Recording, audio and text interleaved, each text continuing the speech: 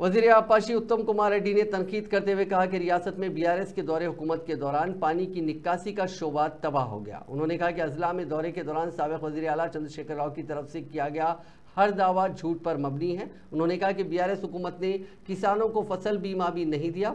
तेलंगाना मुल्क की वाहिद रियासत है जिसमें फसल का बीमा नहीं है। उन्होंने गांधी भवन में मीडिया से बात करते हुए कहा कि चंद्रशेखर राव के इख्तिदार में आने के बाद उन्होंने फसल बीमा को मनसूख कर दिया था। किसानों को बीआरएस के दौर में नुकसान की सूरत में इंश्योरेंस का मुआवजा नहीं दिया गया था। उन्होंने पूछा कि चंद्रशेखर राव आबपाशी के शोबे के बारे में बात करने के अहल हैं। उन्होंने इल्जाम लगाया कि केसीआर के दौरे हुकूमत में मंसूबे के बगैर कमीशन के लिए आबपाशी प्रोजेक्ट्स के डिज़ाइन में तरमीमात की गई। उन्हें कालेश्वरम के बारे में बात करते हुए शर्म आनी चाहिए। कालेश्वरम के लिए बिजली की फराहमी पर 10,000 करोड़ रुपए सालाना के अखराजात आयद होते हैं। अवाम साबिक वजीर आला के झूठ का नोट ले। సూర్యాపేటలో మాజీ ముఖ్యమంత్రి కల్వకుంట్ల చంద్రశేఖరరావు గారు మాట్లాడిన ప్రతి మాట అబద్ధాలే అని చెప్పి తెలంగాణ ప్రజానీకానికి మరోమారు మనవి చేస్తున్నా.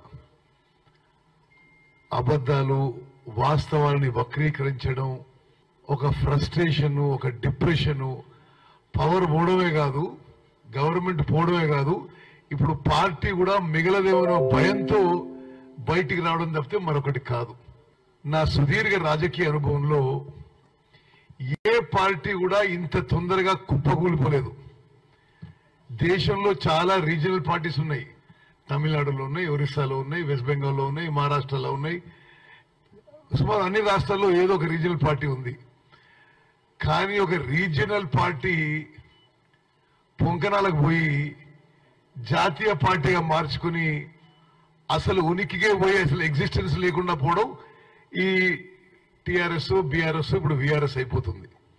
చాలా స్పష్టంగా చెప్తున్నాను నేను, పార్లమెంట్ ఎన్నికల తర్వాత బీఆర్ఎస్ పార్టీ మిగలదు. పార్లమెంట్ ఎన్నికల్లో బీఆర్ఎస్ పార్టీకి వచ్చే స్థానాలు 0.